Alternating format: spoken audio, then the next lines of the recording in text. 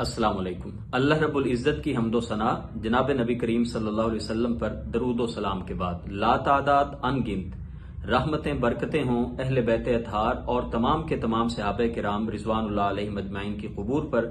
کہ جن کی کوششوں جن کی وجہ سے دین کی ایک ایک بات ہم تک پہنچی، الحمدللہ آج دین محفوظ حالت میں ہمارے پاس موجود ہے۔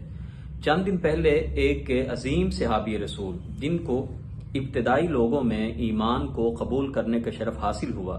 2 ہجرتیں کرنے والے تھے، ایک ہجرت حبشہ ایک ہجرت مدینہ، سارا مال اللہ اور اس کے رسول کے لیے وقف کیا، نبی پاک صلی اللہ علیہ وسلم سے غنی ہونے کا اعزاز حاصل کیا۔ آپ کے گھر میں اللہ کے رسول کی یکے بعد دیگرے 2 بیٹیاں تھیں، کسی اور صحابی کو یہ اعزاز حاصل نہیں ہوا۔ عشرہ مبشرہ میں سے ایک ہیں، تیسرے مسلمانوں کے خلیفہ جن کی مدت خلافت دیگر جو 3 خلفاء ہیں ان تمام سے مدت خلافت مجموعی طور پہ زیادہ ہے۔ جناب عثمان غنی رضی اللہ تعالی عنہ بے پناہ مقام اور فضائل رکھتے ہیں۔ آپ کے بارے میں چند دن پہلے اویس ربانی پوڈ کاسٹ میں علامہ یاسین قادری نے ایک ایسی ہرزہ سرائی کی، ایسی بات کی کہ میں جس کو گالی سے کم نہیں سمجھتا، اور وہ بات سن کے تمام اہل سنت مکاتب فکر جتنے بھی ہیں وہ تمام کے تمام اس غم کی کیفیت میں ہیں کہ یہ ہماری ریاست میں کیا ہو رہا ہے ان اصحاب کے ساتھ۔ اور غزوہ احد کے تناظر میں انہوں نے بڑی عجیب و غریب باتیں کی اور یہ حدیثیں پیش کی کہ جس میں جناب عثمان غنی رضی اللہ تعالیٰ عنہ اس جنگ سے بھاگ گئے تھے، اور ایسے پھر الفاظ استعمال کیے کہ جو بدترین گالی ہے اور شاید عام لوگ بھی اس کو سننا اپنے لیے برداشت نہ کریں، کو جا کے ان اصحاب کے بارے میں ہرزہ سرائی کی دے۔ اب یہ جو ان کی پوڈ کاسٹ ہوئی، اس کا نام جو تھا وہ علمی ٹاکرا تھا اور ٹائٹل تھا کہ افضل کون، اور اصل میں یہ جو موضوع تھا یہ کئی سوالات ہمارے اس سے پیدا ہوتے ہیں۔ سب سے پہلی بات تو یہ ہے کہ افضل کون، یعنی صحابہ کرام رضوان اللہ علیہ مجمعین میں سے حضرت علی رضی اللہ تعالیٰ عنہ کی جو افضلیت ہے اس کو ثابت کرنے کی کوشش کی گئی،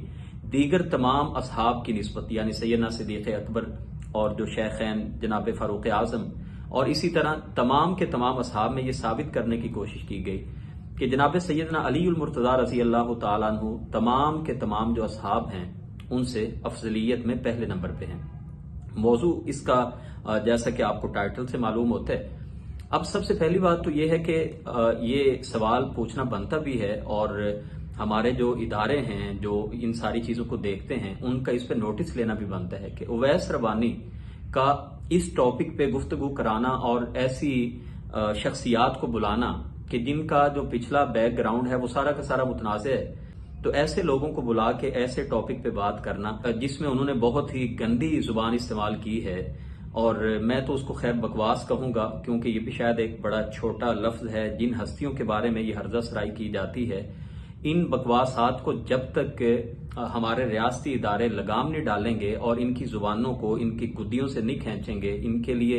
قرار باقی سزائیں نہیں ملیں گی، تو تب تک اس وطن عزیز میں بالخصوص یہ جو ہمارے ہاں شیعہ سنی فسادات ہوتے رہے ہیں ان میں اضافہ تو ہو سکتا ہے، ان کا خاتمہ نہیں ہو سکتا۔ یہ وہ ہستیاں ہیں کہ جن کو قرآن کریم نے سرٹیفکیٹ ہدایت کا دیا، اللہ کے راضی ہونے کا دے دیا، تو ان ہستیوں کے بارے میں ایسی گفتگو کرانا اویس ربانی سے یہ پوچھا جانا چاہیے اور ادارے پوچھے۔ دوسری بات یہ ہے کہ یہ جو علامہ یاسین قادری صاحب نے جتنی باتیں کی ہیں افضلیت پہ اور جتنی وہ قرآن کی آیتیں، میں تو حیران ہوا ہوں کہ اس نے اپنے نام کے ساتھ علامہ لکھا ہوا ہے، اور آپ ذرا اس کے چینل پہ جا کے دیکھیں یوٹیوب پہ تو ساری کی ساری جو اس کی ویڈیوز موجود ہیں وہ تمام کی تمام آپ دیکھیں گے کہ وہ اہل بیت کو آڑ بنا کے، میں کہوں گا اہل بیت کی شان میں نہیں ہے، اہل بیت کی شان تو یہ تھی کہ سیدنا عثمان غنی رضی اللہ تعالیٰ عنہ پہ جب حملہ ہوا تو اہل بیت کے 2 عظیم فرزند جناب حسن و حسین ان کا پہرا دے رہے تھے، تو یہ اہل بیت کی شان کی آڑ میں ان اصحاب کو جو گالم گلوچ کیا جاتا ہے اور وہ باتیں بیان کی جاتی ہیں پبلک میں جن سے نہ تو لوگ علمی طور پہ مستفید ہوتے ہیں اور جن سے نہ تو لوگوں کے ایمان میں کچھ اضافہ ہوتا ہے۔ ہاں ایک بات ضرور ہے کہ یہ ثابت ضرور کیا جاتا ہے کہ جو ایمان میں جناب علی کا مقام تھا وہ دیگر صحابہ کا نہیں تھا۔ دوسری بات یہ پیش کی جاتی ہے کہ حضرت علی رضی اللہ تعالیٰ عنہ ہی پہلے نمبر کے خلیفہ تھے، اور باقی جو تینوں خلفاء تھے نعوذ باللہ وہ غاصب تھے، وہ ظالم تھے اور انہوں نے قبضہ کیا تھا۔ یہ چیزیں لوگوں کو بتا کے آپ ان ہستیوں کے بارے میں وہ ان کے ایمان پہ نقب لگاتے ہیں۔ یہ وہ ہستیاں ہیں کہ جن کی وجہ سے قرآن ہم تک پہنچا ہے، اور اگر ان ہستیوں کو ہم متنازع کر دیں گے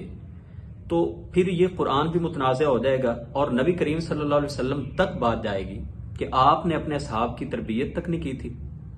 سو ہمیں یہ کہنا ہوگا کہ صحابہ تاریخی ہستیاں نہیں ہیں، صحابہ کرام یہ قرآنی ہستیاں ہیں، اور صحابہ کرام کے بارے میں تاریخ کی کتابیں جو کوفہ اور بغداد سے چھپی ہیں ان میں نہ دیکھو کہ ان کے بارے میں کیا لکھا ہے، بلکہ اس قرآن میں دیکھو کہ ان صحابہ کے بارے میں کیا لکھا ہے جو مکہ اور مدینہ میں نازل ہوا ہے۔ یہ تاریخی ہستیاں نہیں ہیں۔ آپ تاریخی روایات کو پیش کر کے اور آپ ان کی ذات کے اوپر اتنی بڑی بڑی باتیں کرتے ہیں، کوئی شرم حیا ہمارے اندر کہ ہمیں کوئی اور ٹاپک نظر ہی نہیں آتا۔ ان ہستیوں کے اوپر بات کوئی اور ہو رہی ہوتی ہے، بات کو کسی اور طرف اس کو رخ پھیر لیتے ہیں۔ تو جہاں تک بات افضلیت کی کر رہے ہیں، تمام اہل سنت اس بات پہ متفق ہیں کہ فضیلت میں، مقام میں سیدنا صدیق اکبر ہی پہلے نمبر پہ ہیں۔ حضرت علی رضی اللہ تعالیٰ عنہ کا مقام اپنی جگہ پہ بہت زیادہ ہے، اور بڑا بھائی اگر کوئی ہو تو اس کی فضیلت بیان کرنے کا مطلب یہ نہیں ہوتا کہ جو چھوٹے ہیں ان کی فضیلت کم ہو جاتی ہے۔ بعد میں آنا یہ کو فضیلت کو کم نہیں کرتا۔ ہمارے نبی صلی اللہ علیہ وسلم آخری نبی ہیں، خاتم النبیین ہیں، لیکن آخر میں ہونے کا مطلب، خاتم النبیین ہونے کا مطلب یہ نہیں ہے کہ جو پہلے نمبر پہ سیدنا آدم اور جو پہلے والے پیغمبر تھے وہ شان میں آپ سے بڑھ کے ہیں، یہ بات نہیں ہوتی۔ تو یہ جو نمبر ہیں، یعنی اگر حضرت علی رضی اللہ تعالیٰ عنہ چوتھے نمبر پہ ہیں تو ان کی فضیلت کم نہیں ہو جاتی، ان کی فضیلت اپنی جگہ پہ ہے، ان کا مقام و مرتبہ اپنی جگہ پہ ہے، اہل بیت کا مقام و مرتبہ اپنی جگہ پہ ہے، اور ان کا انکار وہ سرے سے ایمان کا انکار ہے۔ لیکن ان ہستیوں کو لے کے آپ آڑ بنا کے، عبداللہ بن سبا نے جو کیا تھا، آج بھی اسی آڑ کو آگے رکھ کے اور بڑی بڑی جو ہستیاں ہیں ان کے ایمان کا انکار کیا جاتا ہے۔ تو آپ اگر قرآن کو دیکھیں گے، آپ حدیثوں کو دیکھیں گے، آپ صحابہ کرام کے دور کے واقعات کو دیکھیں گے، تو ہمیں یہ ماننا ہوگا کہ فضیلت میں ابو بکر صدیق کا نمبر پہلے ہے، اور وہ ابو بکر کہ جن کو نبی پاک نے اپنی زندگی میں اپنے مصلی پہ کھڑا کیا، صحابہ نے جن کے پیچھے 17 نمازیں پڑھی، اور ان نماز پڑھنے والوں میں سیدنا علی بھی شامل تھے، اور حضرت ابو بکر صدیق کے مشیر کے طور پہ جناب علی نے کام کیا۔ عمر فاروق کے ساتھ ان کا رشتہ کیسا تھا؟ عثمان غنی 12 سال مسلمانوں کے خلیفہ رہے، جناب عثمان غنی رضی اللہ تعالیٰ نے کبھی ان کی بات کو چیلنج کیا ہو؟ اور یہ جو باتیں ساری قرآن کی، یہ علامہ یاسین قادری نے پڑھی ہیں، قرآن بھی اس نے تو غلط پڑھا ہے۔ کبھی آپ اس کو سن کے دیکھیں، جو قاری حضرات حافظ ذرا سن کے دیکھیں، اس کو تو قرآن نہیں پڑھنا آ رہا، تو قرآن سے ثابت کر رہے ہو، کوئی شرم حیا ہونی چاہیے۔ یہ قرآن جس دور میں نازل ہوا ان کو سمجھ نہیں آئی تھی، تمہیں سمجھ آ گئی ہے؟ تو ان کو تو سمجھ نہیں آئی کہ اس سے مراد یہ جتنی علم کی فوقیت اور جتنی باتیں جو آپ ان کے ساتھ منسوب کر رہے ہیں سیدنا علی رضی اللہ تعالیٰ عنہ کے ساتھ، اور ان کی افضلیت کو ثابت کرنے کے لیے، کیا ان آیتوں کی سمجھ جناب علی کو نہیں آئی تھی؟ کیا ان آیات کی سمجھ صحابہ کرام کو نہیں آئی تھی؟ وہ اصحاب کے جنہوں نے اجماع کر لیا تھا خلافت ابو بکر صدیق پہ، خلافت سیدنا فاروق اعظم پہ، خلافت سیدنا عثمان غنی پہ، تو ان کو یہ باتیں نظر نہیں آئی تھیں، اور پھر ان کو یہ واقعات نظر نہیں آتے تھے کہ حضرت عثمان غنی جو ہیں وہ ان کے بارے میں یہ کہا جاتا ہے کہ وہ غزوہ احد سے بھاگے تھے، یہ ہوا تھا، اور پھر جس انداز میں اس شریر نے لفظ استعمال کیے ہیں، میں تو یقین جانیے کہ اگر آپ کسی عام بندے کے بارے میں بات کریں نا تو وہ 2-4 اس کو لگا دے۔ ہمیں تو دین نے کہا لا تسبوا الاموات، مردوں کو برا بھلا نہ کہو، اور آپ ان ہستیوں کو گالیاں دینا شروع ہو گئے۔ اوقات تمہاری کیا ہے؟ اور یہ تو وہ ہستیاں ہیں جو آفتاب ہدایت کے چمکتے ستارے ہیں، اور ہم بجھے ہوئے زمین کے دیے ہیں، اور جو آفتاب ہدایت، آفتاب نبوت کے ستارے اگر ماند بھی پڑ جائیں، ان کی روشنی بظاہر دیکھنے میں اگر ہمیں مدم بھی لگے، تو زمین کے بجھے ہوئے دیے ان کو حق نہیں پہنچتا کہ ان کو آنکھیں دکھانا شروع ہو جائیں۔ تو یہ قرآن کی ہستیاں ہیں۔ قرآن نے ان اصحاب کا جو نقشہ کھینچا ہے، حدیثوں میں جو نقشہ کھینچا گیا ہے، صحابہ کرام کے دور میں ان ہستیوں کے بارے میں جو اجماع ہو چکا ہے، ان کے بارے میں ایسی ہرزہ سرائی کرنا یہ انتہائی تکلیف دہ ہے تمام کے تمام اہل سنت والجماعت کے تمام مسالک کے لیے۔ سو ایسی تمام کی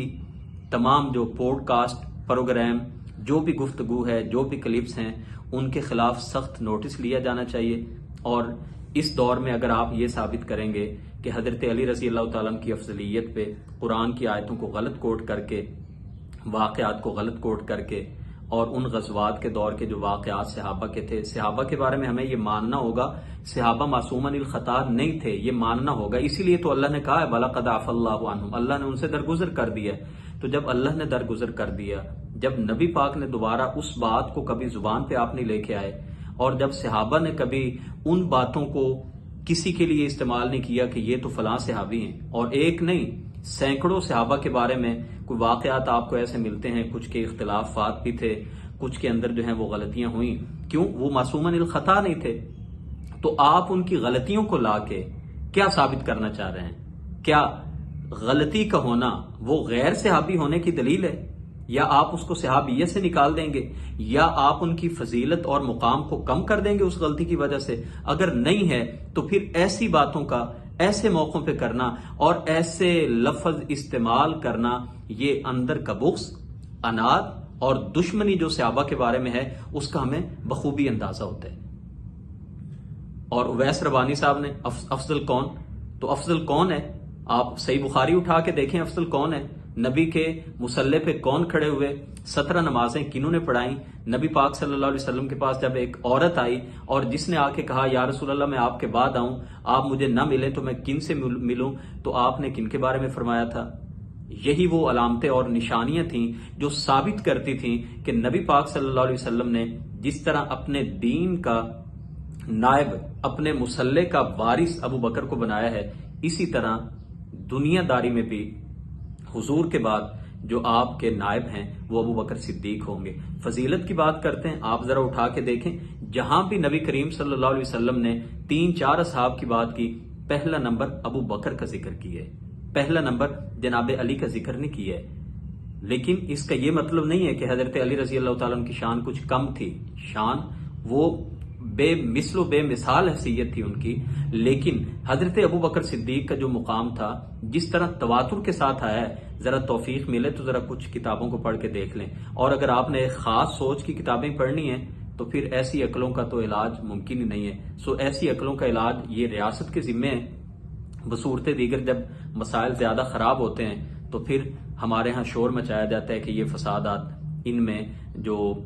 زیادہ جو شدت آ رہی ہے، ایسا کیوں ہو رہا ہے؟ تو صرف یہ گزارش ہے، ان ہستیوں کے بارے میں آواز اٹھانے سے پہلے یہ بات ذہن میں رکھیے، قرآن ان صحابہ کے ذریعے ہم تک پہنچا ہے، نبی کریم کا تعارف ان اصحاب کے ذریعے ہم تک پہنچا ہے، نبی کریم کی ایک ایک بات ان صحابہ کرام کے ذریعے ہم تک پہنچی ہے۔ ان اصحاب پہ انگلی اٹھانا، سب سے پہلے وہ نبی کریم کی تربیت پہ انگلی اٹھانا ہے۔ دوسری بات یہ ہے، قرآن جتنا پہنچا، روایات جتنی پہنچی، سیرت کے واقعات، حدیثیں جتنی پہنچی، وہ ساری کی ساری متنازع ہو جائیں گی۔ جب اصحاب پر انگلیاں اٹھائیں گی تو ان سے آنے والا دین وہ کبھی بھی ہمارے نزدیک معتبر نہیں ٹھہرے گا۔ اس لیے یہ ایک پوری پلاننگ ہے، ان ہستیوں پر انگلی اٹھائے۔ اور میں یہ اکثر کہا کرتا ہوں کہ توہین صحابہ دراصل ہمیں توہین رسالت تک پہنچا دیتا ہے، ایک وقت تک، کچھ ٹائم کے بعد۔ تو توہین صحابہ کرنے سے پہلے یہ ذہن میں رکھیے کہ کلم وعد اللہ الحسنہ، ان کی خامیوں، ان کی غلطیوں کے باوجود اللہ نے ان تمام کے بارے میں فرمایا کلم وعد اللہ الحسنہ، اور ان کے بارے میں اولئک هم الفائزون، اولئک هم الراشدون، اولئک هم المتقون، اولئک هم المؤمنون حقا رضی اللہ عنہم ورضوا عنہ۔ جب یہ سب کے بارے میں ہے تو پھر 15ویں صدی کے ایک گئے گزرے مسلمان کو جس نے اپنے نام کے ساتھ ایویں ہی علامہ لگا دیے اور اٹھ کے ان ہستیوں کے بارے میں بکواسات کرے، یہ ہمیں زیب نہیں دیتا۔ اللہ ان صحابہ کی قبور پہ کروڑوں رحمت نازل فرمائے۔ ان کی جو بھی غلطیاں تھیں یہ اللہ کی بارگاہ میں جا چکے ہیں اور اللہ کے ہاں اپنی ان غلطیوں کا حساب کتاب بھی دے چکے ہوں گے۔ اب ان کا معاملہ اللہ کے سپرد ہے۔ ہمیں ان کی سیرت کو پڑھ کے ان واقعات پہ عمل پیرا ہونے کی اور ان ہستیوں کے لیے دعائے خیر کرنے کی اللہ توفیق عطا کرے۔ السلام علیکم ورحمۃ اللہ۔